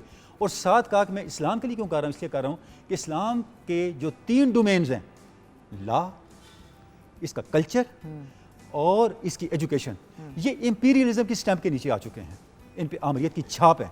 ये छाप उस वक्त तक ख़त्म नहीं हो सकती जब तक हम एक इंडिपेंडेंट स्टेट तक न पहुँचे, और वो स्टेट क्या थी, वो 14 अगस्त 1947 तक हो गया। और जो तीसरा है, ये वो चीज़ है जिसका ताल्लुक हमारी सिविलाइजेशन के साथ। अब देखिए अल्लामा ने खुतबा शुरू कहाँ से किया, अल्लामा ने शुरू यहाँ से किया, आज मैं ऑल इंडिया मुस्लिम लीग के एनुअल सेशन को प्रेजाइड करने के लिए आया हूँ, लेकिन I follow no leader, I lead no party. मैं किसी जमात के लीडर या किसी लीडर के कारकुन के तौर पर यहाँ नहीं बैठा हुआ, मैं मुसलमाना हिंद के ज़मीर की आवाज़ के तौर पर यहाँ बैठा हुआ हूँ। क्या बात है। और मैं आपके सामने यो बात करने आया हूँ, मैं यहाँ इस्लाम की डेस्टिनी की बात करने के लिए आया हूँ। Islam is a destiny and no destiny can decide about it. इस्लाम खुद मुकद्दर है, कोई मुकद्दर इस पर मुसल्लत नहीं किया जा सकता।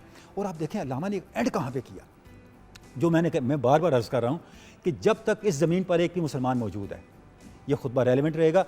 ये अगर मैं इसको बहुत मुख्तसर एक जुमले में इस बात को कहूँ तो मैं ये कहूँगा, हम मुसलमान क्यों हैं, ला इलाहा इल्लल्लाह मुहम्मद रसूलुल्लाह पढ़ के। अगर कोई मुझसे ये पूछे इस कलमाए तैयबा की आज पॉलिटिकल इंटरप्रिटेशन क्या है, तो मैं कहूँगा क्या है, तो मैं कहूँगा खुतबा अल-बाद। ये इतना कम्प्रिहेंसिव हमारा सिविलाइजेशन डॉक्यूमेंट है, और आपकी जो लेटेस्ट पॉलिटिकल फिलॉसफी है, मैं पूरे एतमाद से आपको अर्ज़ कर सकता हूँ, इससे कम्प्रिहेंसिव डॉक्यूमेंट आप प्रेजेंट नहीं कर सकते आज। इसका एंड अल्लामा ने कहाँ किया, अल्लामा ने फरमाया एनुअल सेशन में मुझे इसलिए बुलाया गया कि मैं आपको मैसेज दे के जाऊँ।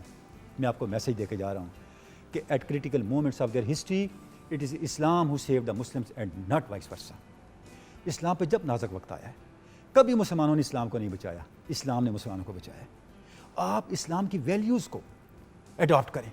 वो वैल्यूज़ क्या हैं, अल्लामा कहते हैं आप मटीरियलिज्म से आगे जाएँ, आप मटीरियल एफिलिएशन से आगे जाएँ, आप ह्यूमन डिग्निटी पे आएँ, ह्यूमन फ्रेटर्निटी पे आएँ, ह्यूमन रेस्पेक्ट पे आएँ। आप इंसानियत की तरफ जाएं, ना कि दुनियावी चीज़ों के ऊपर अपनी और पूरी जो तवज्जो तौहीद रखें। है, तौहीद। अल्लामा ये कह रहे हैं तौहीद को आप ट्रांसलेट करें सोशल सेटअप में। यूसी सबसे बड़ी बात जो आप आज के पाकिस्तान में जिस चीज़ की मुझे बड़ी खुशी होती है देख के, हमारी नॉन मुस्लिम कम्युनिटीज़ जो हैं उनकी प्रॉपर रिप्रेजेंटेशन है, उनको रिप्रेजेंटेशन दी जाती है, एक बड़ा इंपॉर्टेंट एलिमेंट।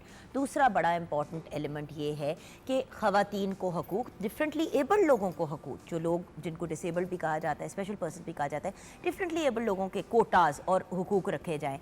पिछले कुछ अरसे में जब भी हमने देखा, बल्कि I am talking about the past decade, जब से मैं मॉर्निंग शोज़ कर रही हूँ 10-15 सालों से, तो मैं ये देख रही हूँ कि जब भी हम बात करते हैं कि भाई कोई लैपटॉप स्कीम हो गई या यूथ को लोन्स देने की स्कीम आ गई, तो इन सब के अंदर ख़वातीन की बराबर की रिप्रेजेंटेशन, डिफरेंटली एबल्ड लोगों की रिप्रेजेंटेशन, और इस चीज़ पे कोई पाबंदी नहीं है कि अगर आप मुसलमान हैं तो आपको मिलेगा वरना आपको नहीं मिलेगा। ये बड़ी इंपॉर्टेंट चीज़ है। सो जब हम एक गवर्नमेंट लेवल पे और एक इस्लाम अपने मज़हब के लेवल पे कोई फ़र्क नहीं करते, तो जब हम विद इन कम्युनिटीज़ फ़र्क करते हैं तो बड़ी प्रॉब्लम हो जाती है। क्यों करते हैं? उसका एक सबब है, इंसानियत की कमी। नहीं उसका एक सबब है, हमने इस्लाम के असल मैसेज को समझा ही नहीं है। देखिए ये इस्लाम का मैसेज नहीं है। आलम इंसानियत के लिए आया था इस्लाम, ये सिर्फ आप देखिए मुसलमान के लिए नहीं। खुद अलाहाबाद में अल्लामा ने ये फरमाया कि मैं माइनॉरिटीज़ को भी एड्रेस करना चाहूँगा। बिल्कुल। खुद अलाहाबाद का एक किस्सा माइनॉरिटीज़ के बारे में, जिसमें अल्लामा ने फरमाया कि पाकिस्तान उस वक्त ये नाम तो नहीं था, एक इंडिपेंडेंट स्टेट के क़याम का मतलब क्या है, हम एक ऐसा माशरा कायम करें जहाँ माइनॉरिटीज़ को पूरी प्रोटेक्शन हासिल हो। बिल्कुल। माइनॉरिटीज़ को हर तरह, और उसके बाद अल्लामा ने फरमाया इस्लाम पहला दीन है जिससे माइनॉरिटीज़ को कॉल किया है, डायलॉग के लिए कॉल किया है, और कुरान मजीद की आयत कोट की, ताला इला कलमतिन सवाअ बैनना व बैनकुम, आओ हम उस बात पे इकट्ठे हो जाएं जो आप और हम में कॉमन है, कॉमनलिटीज़ पे इकट्ठे हो जाएं। तो वहाँ पे अल्लामा ने, और कायदे आज़म की कितनी स्टेटमेंट्स मौजूद हैं कि सबसे ज़्यादा प्रोटेक्शन माइनॉरिटीज़ के लिए पाकिस्तान के अंदर होगी। उसकी वजह मैं आपको रखूँ, उसकी वजह क्या है, हमारी जो बानी क़यादत थी उनके सामने इस्लाम की असर तालीमात थी। देखिए मैं एक हदीस कोट करना चाहूँगा, आपसे हमने इरशाद फरमाया किसी इस्लामी मुल्क में अगर नान मुस्लिम के साथ ज़्यादती हो, मैं मफ़हूम अर्ज़ कर रहा हूँ, क़यामत के दिन उस नान मुस्लिम का वकील मैं हूँगा। इससे बड़ी क्या तालीम हो सकती है। ये जो बेसिक्स थे ये हमारी लीडरशिप के सामने थे, तो इसको सामने रख कर ही हमें जो अगला बनने वाला मुल्क था उनकी जद्दोजहद के नतीजे में उसका विजन दे रहे थे, उसके स्ट्रक्चर के बारे में, उसके फीचर्स के बारे में, और वहाँ किस तरह की सोसाइटी तश्कील दी जाएगी उसके बारे में बता रहे थे। बिल्कुल वही वाली बात है ना, अगर हम इस्लाम को मज़हब की रिवायती महदूद मानी से अगर अलग कर दें और उसको एक लार्जर स्केल पे देखें, एक तहजीब के पॉइंट ऑफ व्यू से देखें, तो इस हवाले से खुतबा अलाहाबाद हमें बहुत ज़्यादा रहनुमाई देता अब है। देखें खुतबा अलाहाबाद हमें क्या बताता है, खुतबा अलाहाबाद हमें ये बताता है कि रूसू से बहुत पहले इस्लाम ने आपको बताया कि स्टेट एक कॉन्ट्रेक्चुअल ऑर्गेनिज्म है, ये एक सोशल कॉन्ट्रैक्ट से वजूद में आने वाली चीज़ है। लेकिन ये सोशल कॉन्ट्रैक्ट किस पे खड़ा है, ये उन पूरे प्राइमरी स्पिरिचुअल वैल्यूज़ पे खड़ा है जहाँ पे आके लाइफ एक वहदत बन जाती है। अब मैं एक जुमला आपके सामने पढ़ने जाऊँगा खुतबा अलाहाबाद का, जिसमें अल्लामा फरमाते हैं the social and economic ideals of Islam are organically related to the religious ideals of Islam, negation of the one will automatically result into negation of the others। अल्लामा ये कह रहे हैं जो हमारे इस्लाम के सोशल मकासद हैं, जो इकनॉमिक मकासद हैं, ये डायरेक्ट लिंक्ड हैं इसके दीनी मकासद के साथ। आप एक की नफ़ी करके दूसरे को नहीं लेके चल सकते। बिल्कुल सही कह रहे हैं। अगर आप कहें कि मस्जिद में तो ठीक है, बाहर जो मर्जी करें, ऐसा नहीं हो सकता। आपको मस्जिद और मार्केट को बराबर रखना होगा, हर जगह पे वैल्यूज़ को बराबर वैल्यूज की बात हो रही है, वैल्यूज की बात हो रही है, अगर अहमियत आप की उन नहीं बात हो रही वैल्यूज है। को मैंने कहा नो मैं clear कर करेंगे दूं कि देखिए मस्जिद में जो आपका बिहेवियर और आपका एटीट्यूड है वही आपका घर में होना चाहिए, और वही आपका एटीट्यूड मार्केट में होना चाहिए, वही आपका एटीट्यूड दफ्तर में होना ये चाहिए। है। आप अपने एक आप वहदत को है। जगहों के हिसाब से ना बदलें, आप अपने आप को एक अच्छा इंसान बनाएं और उसको फॉलो करें। आप एक बने, एक बने, तो ही दिया ना। आप वो जो वैल्यूज Be हैं, one। आप उन वैल्यूज को हर सतह पे उसी तरह ऑब्जर्व करें। उसके बगैर ये पूरे का पूरा जो दीन का मकसद है वो फुलफिल नहीं हो सकता। तो इसलिए ये जो एक हमारे यहाँ अनफॉर्चुनेटली, अच्छा इसका रिस्पॉन्स क्या आया था? अच्छा अब ये आप सुन के हैरान होंगे, क्योंकि मैं इसका रिस्पॉन्स खुतबा अलाहाबाद का एक तो मुसलमानों का क्या रिस्पॉन्स था, लेकिन जो कांग्रेस थी और बाकी लोग थे उनका क्या रिस्पॉन्स था? देखें बात ये है कि क्योंकि देखिए जब भी कुछ होता है उसका रिएक्शन तो आता इसका है। रिस्पॉन्स ऐसा हैरानकुन था। सबसे पहले इस पे रिस्पॉन्स दिया हिंदू प्रेस ने, एग्जैक्टली। और मुसलमानों पर आप हैरान हो गए ये सुन के कि मुसलमानों का रिस्पांस इसके बारे में इमीडिएट रिस्पांस नेगेटिव था। कैसे नेगेटिव था?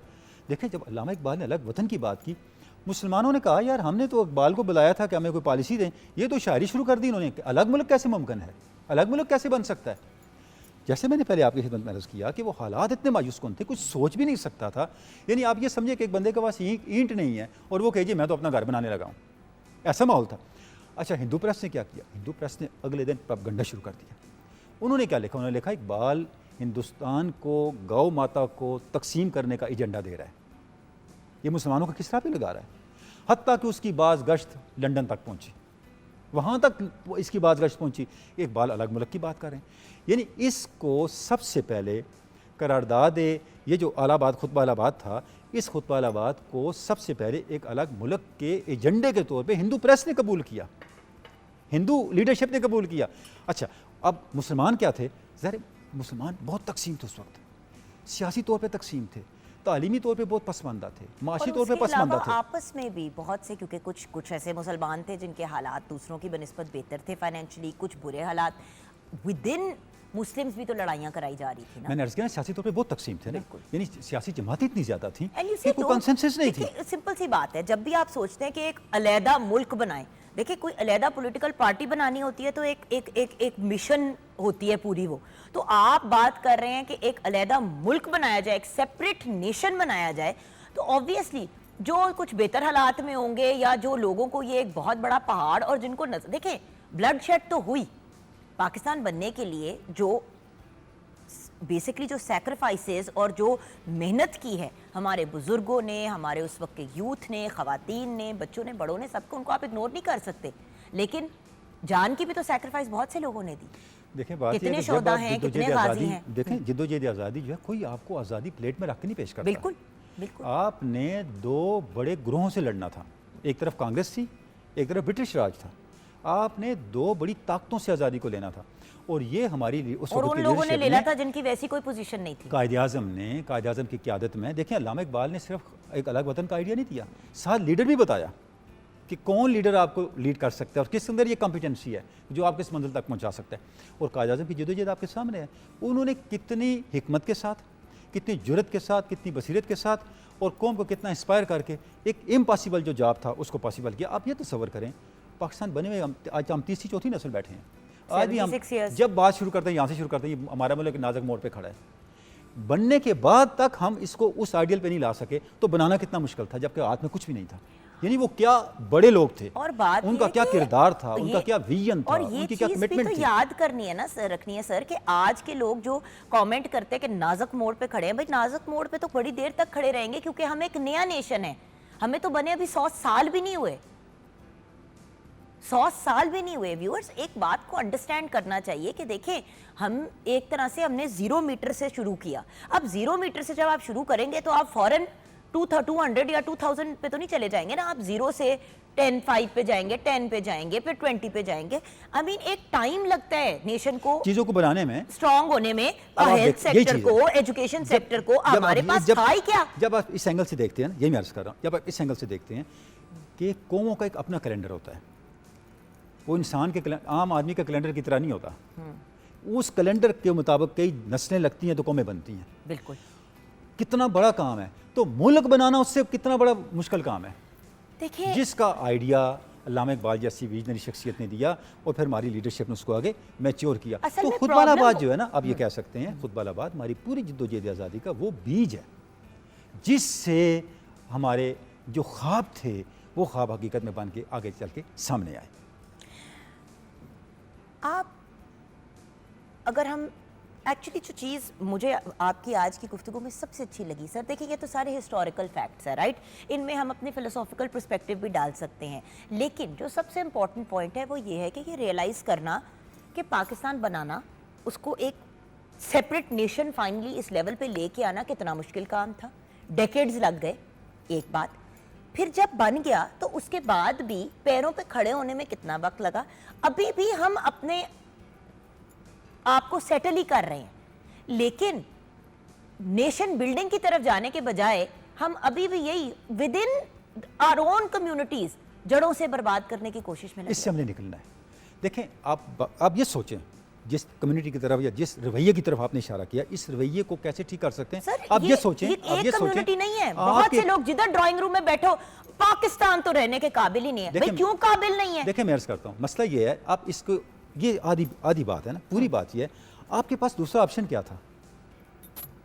दूसरा ऑप्शन क्या था? क्या बात है, जब बिल्कुल। आप इस तरफ जाएंगे ना, तो फिर आपको कदर आएगी कि इस मुल्क की अहमियत क्या है। ये मुल्क हमारे लिए और हमारे आने वाली नस्लों के लिए जन्नत का एक टुकड़ा है। बेशक। और जब जिस वक्त तक जिस डिस्कशन को आज आप कर रहे हैं, इस डिस्कशन को हम जनरेशन्स में इनकलकेट नहीं करेंगे, उनको अवेयरनेस नहीं देंगे, तो उन्हें इस मुल्क की अहमियत का पता नहीं चलेगा। और जब तक उनको इसके मुतबादल की तरफ नहीं बताएंगे कि इसका मुतबादल था क्या आपके पास, आज आप देख लें जो हमारे भाई रह गए हिंदुस्तान के अंदर, कितना उनको अपलिफ्ट मिला है, कितना वो सोशली अपलिफ्ट हुए हैं, कितना पॉलिटिकली उनकी रिप्रेजेंटेशन है, कितने वो तालीम में आगे भाई गए वो हैं। मानते नहीं है कि मतलब इतने ज्यादा मुस्लिम कम्युनिटी के लोग वहां पे हैं जो मुस्लिम है, प्रैक्टिसिंग मुस्लिम है, लेकिन मुंह से नहीं कहते कि हम मुसलमान हैं। उन्होंने अपने नाम फर्क रखे हुए तो हैं जान के खतरात हैं कि उनके। जान का खतरा आ जाता है। चे जाए कि वो अपने माशी या दूसरे को की तरफ बढ़ो, तो जान के हक के लिए रो रहे हैं बेचारे। तो आपके पास अल्लाह ने आपको एक अपॉर्चुनिटी दी है, आप इस मुल्क को मजबूत करें, बस अपनी व्यूअर्स, सबसे सलाहियतों को बड़ी सामने बात यह है लेके कि आएं। ये रिकग्नाइज करें कि आपको मिल क्या क्या रहा है। अगर इस बात पे रोना है कि क्या नहीं मिल रहा, तो फिर तो मेरे पास भाई वो मतलब फिर मेरे पास भी 10 कनाल का घर होना चाहिए और मेरे पास ये भी होना चाहिए। भाई शेख चिल्ली के ख्वाब हम बहुत से देख सकते हैं, जो ऑन ग्राउंड रियलिटी है उसको तो देखें। हमने एक सेहतमंद सिटीजन की तरह अप्रोच ये रखनी है, मैंने इस मुल्क को क्या दिया है, टैक्स बजाय देखने के कि मुल्क ने मुझे क्या लोग नहीं दिया पे करते, ये बजाय कह के इसके कि भाई मुल्क ने हमें मुझे कुछ क्या नहीं दिया। मिल रहा, हम नहीं टैक्स देंगे। भाई आपने एक मुल्क में रहना है, उसके कुछ असूल हैं, आपने उनको फॉलो करना है। अच्छा, फिर जब हम देखते हैं ट्रैफिक के रूल्स हमने नहीं फॉलो करने, जहां दिल चाहता है हम कूड़ा फेंक देते हैं। भाई आप जो चीज कूड़े के डब्बे में फेंकते हैं वो आप अपने मुल्क की रोडों पे, जमीनों पे, डिफरेंट जगहों पे, इतने लोग आज भी एक से दूसरी जगह जा रहे हो तो 4 गाड़ियों को, 4 बाइक वालों को देखेंगे चीजें फेंकते हुए। क्यों भाई? ये आपकी दीनी जिम्मेदारी भी है, मगर ये आपकी अमेरिका कौमी और जिम्मेदारी भी कनाडा है। की सफाई देख के हमने बड़ा खुश ये होना है। कौम की जिम्मेदारी भी है, आपकी कौमी जिम्मेदारी भी है। तो आपकी सर आपका समाजी पैगाम जिम्मेदारी क्या है, आपका मैसेज क्या है व्यूअर्स के लिए देखें, आज का? बहुत सिंपल है, जिस कौम का माजी नहीं होता उसका मुस्तकबिल नहीं होता। हमारा माजी हमारा हाफजा है, वो रोशनी है जिसमें हम अपने मुस्तकबिल को देखते हैं। इस मुल्क की उन सेहतमंद और रोशन बुनियादों को और माजी को और पस मंज़र को हमेशा अपने सामने रखें, आपका पेश मंज़र रोशन रहेगा।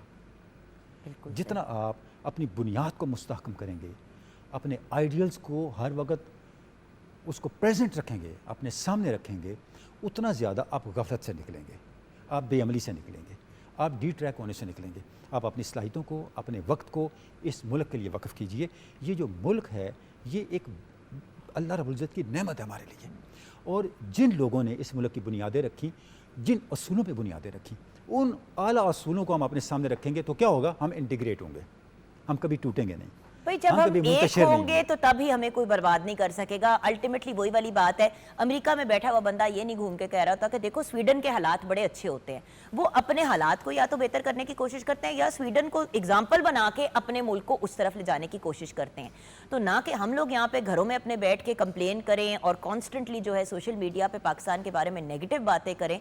उससे बहुत बेहतर ऑप्शन ये है कि अपने कल के ऊपर नज़र डालें। इसीलिए हमने ये सेगमेंट शुरू किया है कि हम अपने माजी के ऊपर नज़र डाल के एक तो अपने अंदर एक ग्रेटफुलनेस का, अल्लाह का शुक्र का एक अंसर पैदा करें कि कितनी स्ट्रगल और कितनी मेहनत के बाद हमें ये एक और अब ये सेपरेट देखें, फ्री नेशन। आप ये देखें कि किस कौम के पास इतना शानदार माजी है, हाँ, इतने बड़े लोग हैं बिल्कुल। जो अल्लाह ने आपको दिए हैं। सो ये आज हम कहाँ पे खड़े हैं और कल हमने कहाँ पे पहुंचना है, उसके लिए खुद एफर्ट्स करें, बुरा भला कहने के बजाय। Thank you so much doctor साहब, ऑलवेज अ प्लेजर। व्यूअर्स, हमारा ये हिस्ट्री लेसन कंटिन्यू करता रहेगा टिल द 14th ऑफ अगस्त। छोटी सी ब्रेक के बाद वापस आएंगे, कुछ हाई अचीवर्स से आपकी मुलाकात कराएंगे, कुछ नेशनल सॉन्ग्स भी आपको सुनाएंगे। आप हमारे साथ रहिएगा।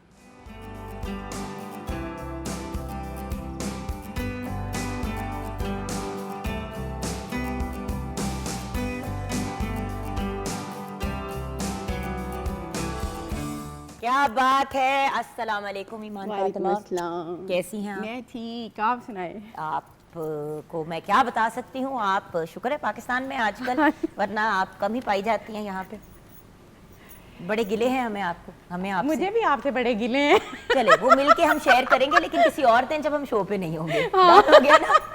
अच्छा, आज ईमान हमने ना शो पे दो बहुत ही ब्रिलियंट पर्सनालिटीज़ को इनवाइट किया है। जी, जो काम, जो ड्यूटी ये लोग सर अंजाम देते हैं, वो इन इटसेल्फ एक बहुत ही कमेंडेबल और ब्रिलियंट चीज़ है। बिल्कुल। लेकिन उसके साथ साथ जो इनकी अचीवमेंट्स हैं वो व्यूअर्स आज हम ज़रूर हाईलाइट करना चाहते हैं। क्योंकि देखें, हम अभी यही ब्रेक में बात कर रहे थे कि तालीम हासिल करना हम सोचते हैं कि सिर्फ इस हद तक करना है कि काम, मतलब कि हमें कोई जॉब मिल जाए या हम अपना कोई बिज़नेस शुरू कर लें और उसके बाद हम तालीम की जर्नी को छोड़ देते हैं। कहते हैं भाई ये छोड़ो, अब हमारी दूसरी लाइफ शुरू हो गई है। लेकिन तालीम तो इंसान, या सीखता तो इंसान अपनी आखिरी सांस तक है, अगर बेशक। सीखना चाहे तो। बिल्कुल। अगर सीखना चाहे तो। कुछ ऐसे लोग हमारे साथ हैं जो चाहते भी थे और जो खुद भी एक ब्रिलियंट एग्जाम्पल हैं और लोगों के लिए भी इन्होंने एक ब्रिलियंट एग्जाम्पल सेट किया है। हमारे साथ डॉक्टर शब्बर इकबाल हैं। अस्सलाम वालेकुम डॉक्टर साहब।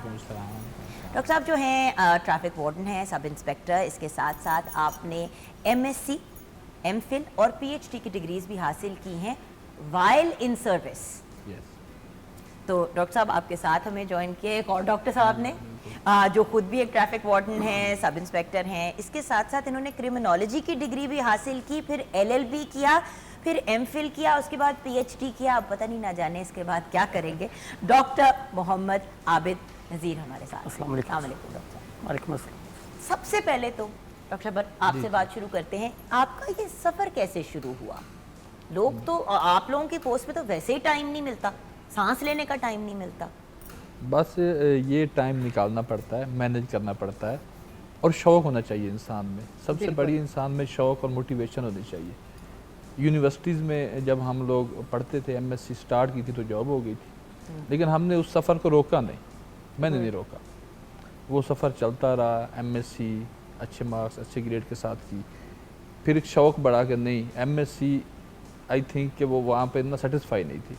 फिर MPhil जब हो गया तो फिर शौक़ हुआ कि नहीं, जॉब तो है साथ साथ इसको मज़ीद आगे लेके जाना चाहिए, क्यों ना PhD कर ली जाए। तो अल्लाह ताला का ख़ास करम था, वालदैन, पेरेंट्स, भाई, दोस्त, ख़ास तौर पे मेरे जो दोस्त हैं उन्होंने बहुत मुझे इनकरेज किया कि नहीं, आप ये काम कर सकते हो, आप में कैपेसिटी है, एबिलिटी है आप में। तो फिर अल्लाह का करम हुआ, साथ साथ स्ट्रगल जारी रही और अल्लाह ताला ने यह अवार्ड भी दे दिया, PhD भी हो गई मेरी माशाल्लाह। 2021 में PhD मुकम्मल हो गई थी।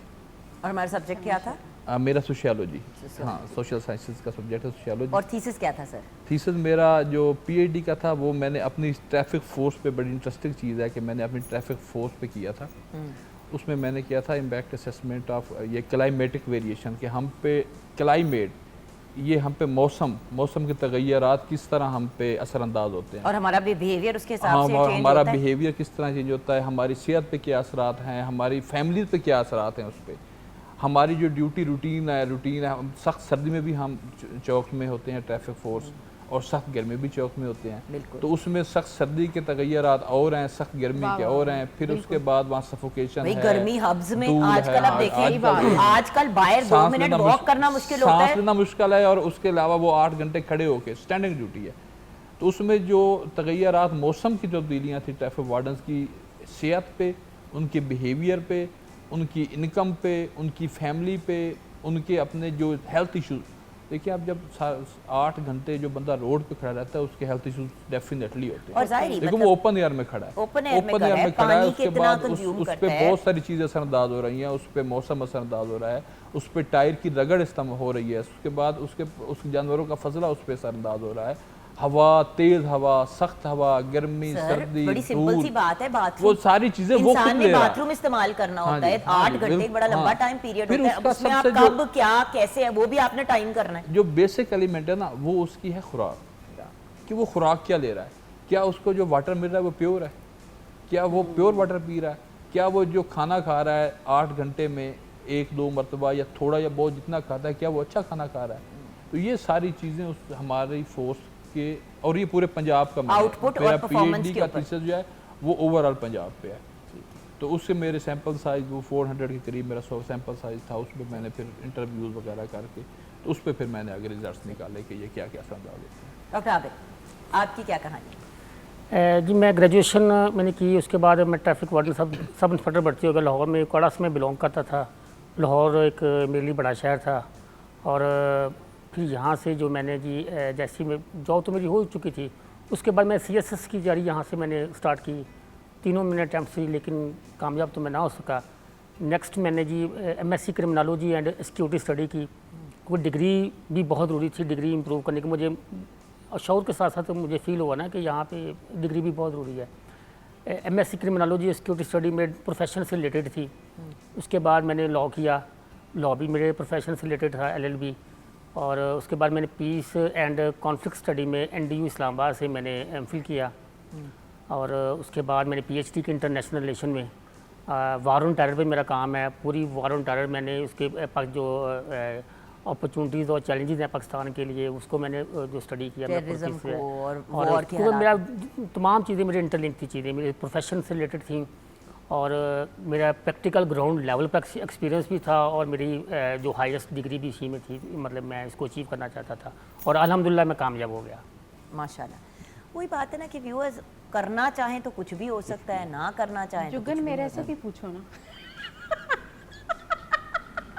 जी ईमान, क्या कहना चाहेंगी आप? नहीं आप पूछे ना, मेरे से सवाल पूछे। ईमान, जैसे इनसे आपसे पूछे। इतने पढ़े लिखे लोग बैठे हुए, हम दोनों सहेलियां क्या बातें करेंगी। हम ऐसा करते हैं, ब्रेक की तरफ चाहते हैं। ब्रेक के बाद जब आएंगे ना व्यूअर्स, तो ईमान ने और मैंने बातें कर ली हूँ, तो फिर हम दोनों डॉक्टर हजरात पे तवज्जो देंगे। हमारे साथ आज 2 PhD डॉक्टर्स हैं जो बहुत क्वालिफाइड हैं in their professions as well and in their education की फील्ड्स एज वेल।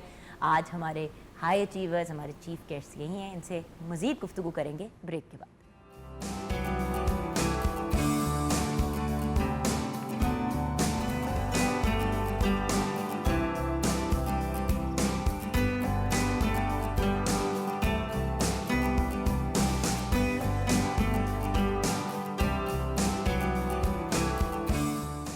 जी हाँ viewers, welcome back from the break. वक्त हो गया है किचन में नज़र डालने का और देखने का कि क्या सिचुएशन है। जी जी हमारा बिल्कुल पुलाव भी रेडी है, चटनी भी रेडी है, सैलेड भी रेडी है, बस प्लेटिंग होने लगी है। चलिए वाह वाह, आप क्या प्लेटिंग बात कर है, लें। खाना। ईमान को इस वक्त बहुत व्यूअर्स कुछ हो रहा है कि भाई मेरे से बातें नहीं हो रही। ईमान आपसे किसी और शो में बात करो। जी ठीक। शो के बाद और शो की ब्रेक में आपसे की थी ना बात। हाँ जी, दोनों हाँ जी। डॉक्टर्स ने भी बात की थी आपको, हमने जी, जी, अटेंशन दी जी, थी कि वो वाला हमारा बच्चा है जिसको अगर टाइम ना दो तो वो फिर चीज़ें तोड़ना शुरू कर देता है या शोर मचाना शुरू कर देता है। अच्छा डॉक्टर शब्बर, इनको आप इग्नोर करें, ठीक है ना? कहते हम इग्नोर नहीं कर सकते। सर इसको कोई नहीं इग्नोर कर सकता, बहुत अच्छी ये बात अपनी है। जात को नहीं इग्नोर कर पाती। अच्छा अगर आपने कर लिया तो अब मैं आगे बढ़ूँ। हाँ जी, अच्छा, बढ़िए। उन्होंने कर लिया, वो थोड़ी देर के लिए रिलैक्स रहेंगी। अच्छा डॉक्टर साहब ये बताइए कि आपका पैगाम क्या है यंग लोगों के लिए जो आपको देख के इस वक्त इंस्पायर हो रहे हैं? देखें, जिस तरह हमने एक एग्जांपल सेट की है कि हमने एक जॉब हासिल कर ली थी। अब पाकिस्तान में जो हम तलीम के 3-4 हमने एक बनाए हुए हैं कि हमने बस जॉब हासिल करनी है। यहाँ पे शऊर हासिल करने के लिए, यहाँ पे तहजीब हासिल करने के लिए इल्म कोई नहीं हासिल करता। इल्म का हमने मकसद बना दिया है जॉब, इल्म को हमने रिलेट कर दिया जॉब के साथ, जबकि ऐसा नहीं होना चाहिए। हमने जॉब ले ली थी, ग्रेजुएशन लेवल पे हमारी जॉब हो गई थी 2007 में। 7 के बाद हमने इस चीज़ को कंटिन्यू रखा, हमने डिसकंटिन्यू नहीं किया। हमने उसके बाद MSc, MPhil, PhD ऐसे हायर डिग्री हासिल की। तो मेरा यूथ के लिए खसूसी तौर पर जो एम्प्लॉय यूथ है, जिनकी जॉब्स हो गई हैं, जो कि जिनमें कैपेबिलिटी है, जो पढ़ सकते हैं, जिनके पास अपॉर्चुनिटी भी है, हर बंदे के पास अपॉर्चुनिटी नहीं होती, कुछ फाइनेंशियल फैमिलीज इश्यूज होते हैं, हमारे साथ भी रहे हैं। डेफिनेटली मैनेज करना पड़ता है चीज़ों को। जब मैनेज करने पे बंदा आ जाए तो इंसान क्या कुछ नहीं कर सकता, मैनेज हो जाती हैं। तो उनके लिए मैसेज है कि आप नेवर गिव अप नहीं करना। Never give up in life. जिंदगी के थपेड़े किसने नहीं खाए डॉक्टर साहब, किसने नहीं खाए? हर बंदा। आप कंटिन्यू करें, आप तालीम के सिलसिले में आप इस फील्ड में कंटिन्यू करें। आपने ये करने से पहले तो सोचना कि नहीं मैं करूंगा कि नहीं करूंगा, नहीं आप करेंगे, मैं आपको श्योरिटी देता हूँ आप करेंगे। सिर्फ कंटिन्यू कर दें और उसके बाद स्ट्रगल उसको गिव अप नहीं करना, आपने उसको कंटिन्यू रखें, मेहनत करें, अपना बिहेवियर अच्छा रखें, क्योंकि यूनिवर्सिटीज़ में आपको पता है सेमेस्टर सिस्टम होता है। तो अगर आप टीचर्स के साथ आपका बिहेवियर, आपका वे ऑफ टॉकिंग, आप स्टडी ठीक चल रही है, आपके असाइनमेंट टाइम पे जमा हो रही है, आप पेपर अच्छे दे रहे हैं, तो कोई वजह नहीं कि आप डिग्री मुकम्मल नहीं कर सकते। और डिग्री तालीम कहते हैं ना वेस्ट नहीं जाती, कभी ज़ाया एजुकेशन नेवर वेस्ट। बिल्कुल। तो इसका कहीं ना कहीं फ़ायदा होता है और इंशाल्लाह ये फ़ायदा देगी, ये इस मुल्क को फ़ायदा देगी अगर यूथ इस पे अमल करेगी। जी डॉक्टर आबिद। जी देखें, ज़िंदगी को कहीं से भी शुरू किया जा सकता है, कभी भी आप लेट नहीं होते। और हमने अपने डिपार्टमेंट से ये फ़िज़िकल जॉब में हमने इसको करके दिखाया है। मैं 16-17 घंटे भी खड़ा रहा हूँ। जब मैं इस्लामाबाद में था, स्टडी के लिए जाता था, तो मैं 16-17 घंटे भी मैंने डबल ड्यूटी की है, छुट्टी के बगैर किया है। तो मेरा ये जो मेरी कुलीग है, मेरे दोस्त साहब, उनको पैगाम ये है कि आप कुछ करना चाहें, आप कहीं से भी शुरू कर सकते हैं। और जो आपके प्रॉब्लम्स आएंगी आपकी लाइफ में, फिनेंशियल प्रॉब्लम है या सोशल प्रॉब्लम है, जो भी हैं, वो अल्लाह ताला की ज़ात आपके लिए इसको आसानियाँ पैदा करनी शुरू कर देंगी। और मेरे लिए प्रैक्टिकल हुआ है, ऐसे मेरी लाइफ में ऐसे हुआ है। और दूसरी बात ये है कि ये आप समझते हैं कि ये डिग्री यूज़ के लिए सबसे पैगाम ये है कि डिग्री भी बहुत ज़रूरी है। अगर आपने 2000 बुक्स पढ़ ली हैं और आपके पास डिग्री नहीं है तो किसी जॉब के लिए या किसी जगह के लिए एलिजिबल भी नहीं है। आपकी सेल्फ ग्रूमिंग तो हो जाएगी, लेकिन अगर आपने हायर किसी लेवल पर जाना है और उसकी डिग्री भी बहुत ज़रूरी है, तो उसको भी आप बिल्कुल नेवर गिव अप। बिल्कुल डॉक्टर आबिद, और ये इन्हीं की बात को कंटिन्यू करते हुए आज के शो को हम कंक्लूड करेंगे कि व्यूअर्स देखिए, ज़िंदगी जैसे कि आप लोगों ने दोनों ने कहा कि ज़िंदगी कहीं पे भी स्टॉप नहीं करती, ज़िंदगी ने कंटिन्यू करना है। आप ज़िंदगी के साथ चलेंगे या आप ज़िंदगी को अपने आप को पास बाय करने देंगे, एक इम्पॉर्टेंट बात। दूसरी बात, मैं खुद एक स्टोरी सुन के बड़ी मुतासिर हुई, थोड़ा मुझे दुख भी हुआ, लेकिन एक खातून बाहर के मुल्क में, अमेरिका में, उन्होंने 90+ की एज पे अपनी BA की डिग्री हासिल की। जब वो छोटी थी तो उनके माँ बाप ने उनकी तालीम पे तवज्जो नहीं दी, शादी हो गई, बच्चे हो गए, बच्चों के बच्चे हो गए, और उनका ये ख्वाब था कि मैंने अपनी तालीम ज़रूर मुकम्मल करनी है, मैंने BA करना है ज़रूर। खैर वो यूनिवर्सिटी बाकी स्टूडेंट्स का, अब सोचे कि 18-19 साल के बच्चों के साथ एक खातून पढ़ रही हैं जो 90+ उनकी एज है। जब वो ग्रेजुएट हुई, शायद उनकी 92 एज थी, उसके कुछ ही माह के बाद ग्रेजुएशन, उनका सर्टिफिकेट मिला, उन्होंने अपने घर में लगाया, उनकी डेथ हो गई। तो जब उनकी वो वहाँ पे जब फौत होते हैं लोग, तो स्पेशली जो क्रिश्चियन कम्युनिटी होती है तो एक वेक होती है, उस पर लोग बातें करते हैं उनके बारे में। तो उनकी ग्रैंड डॉटर ने ये बात कही कि मैं बहुत खुश हूँ कि इस दुनिया से रुखसत होने से पहले उन्होंने अपनी तालीम मुकम्मल कर ली थी, जो उनका ख्वाब था, क्योंकि ये उनकी एक ड्रीम थी। तो जहाँ पे हमें उनके जाने का दुख है, हमें खुशी इस बात की है कि उन्होंने अपने आप को पुश किया और तालीम हासिल की, और हमारी फैमिली में जो लोग पढ़ नहीं रहे थे या तालीम नहीं मुकम्मल कर रहे थे वो भी मोटिवेट हुए। सो व्यूअर्स, एजुकेशन बैकबोन है किसी भी मुल्क की। सो तालीम को कंटिन्यू रखना है और उसको सिर्फ जॉब हासिल करने का व्हीकल नहीं बनाना, उसको आपने अपना एंड गोल बनाना है कि तालीम हासिल करनी है। बाकी सारी चीज़ें सेकेंडरी होती हैं। यहाँ पे हम अपने शो को कंक्लूड करेंगे। आप दोनों का बहुत बहुत शुक्रिया। आप you are the pride of our nation and we are so proud of you. और अब पता चला कि दोनों कुछ पोस्ट डॉक्टरेट पे भी काम करने के चक्रों में हैं। So good luck with that, best of luck. और अल्लाह आपके घर वालों को भी हिम्मत दे जो आपके साथ सपोर्ट पे खड़े हुए हैं, जिनके बगैर ये पॉसिबल नहीं। फैमिली के बगैर कुछ भी नहीं है। फैमिली आपको सपोर्ट करती है तो आपको गोल अचीव करते हैं। अगर फैमिली सपोर्ट ना करे, फैमिली ये पार्ट ऑफ लाइफ है और बहुत इंपॉर्टेंट पार्ट ऑफ लाइफ है। इनके बगैर आप कुछ नहीं कर सकते, कुछ भी नहीं है। बिल्कुल सही बात। और ख़ास तौर पर मैं एक बात यहाँ पे कहना चाहता हूँ अपने अफसरान के बारे में। हाँ जी, कि जो हमारे अफसरान हैं ना, उन्होंने हमें बहुत देखो, अफसरान ने हमें हेल्प किया तो हम इस पे चले। और ख़ास तौर पर जो मौजूदा IG साहब हैं हमारे, अब उनकी वजह से हम यहाँ पे आज बैठे हैं। उन्होंने हमें बुला के अप्रिशिएट किया तो आपकी नज़र हम पे पड़ी। अगर वो हमसे पहले, मैंने 2021 में PhD की थी, पहले तो मुझे किसने अप्रिशिएट नहीं किया। फर्स्ट टाइम IG साहब, ये IG साहब को क्रेडिट जाता है हमारे को। तो उन्होंने हमें अप्रिशिएट किया, बुला के हमें गले लगाया, हमें मोहब्बत दी, हमें प्यार दिया, हमें शाबाश दी। तो आज हम आपके साथ बैठे हैं। भाई देखें, ट्रू ये अप्रिशिएशन का सिलसिला चलता रहना चाहिए। ट्रू विजनरी लीडर जो है वो सिर्फ लीड नहीं करता, वो आगे के लिए मजीद लीडर्स को ही तैयार करता है कि जब मैं लीड नहीं कर रहा हूँ तो मेरे बाद जो लोग आए वो भी क्वालिफाइड, सेंसिबल, इंटेलिजेंट लोग हों जो चीज़ को आगे लेके चल पाएं। और लीडर अगर लीडर्स क्रिएट करता है तो तभी हमारा नेशन जो है वो कामयाबी की तरफ जाता है। यहाँ पे हम अपने शो को कंक्लूड करेंगे। ईमान फातिमा, आप क्या सुनाएंगी हमें? मैं 14 अगस्त के हवाले से ही कुछ सुनाऊंगी। चलिए, ओवर टू यू।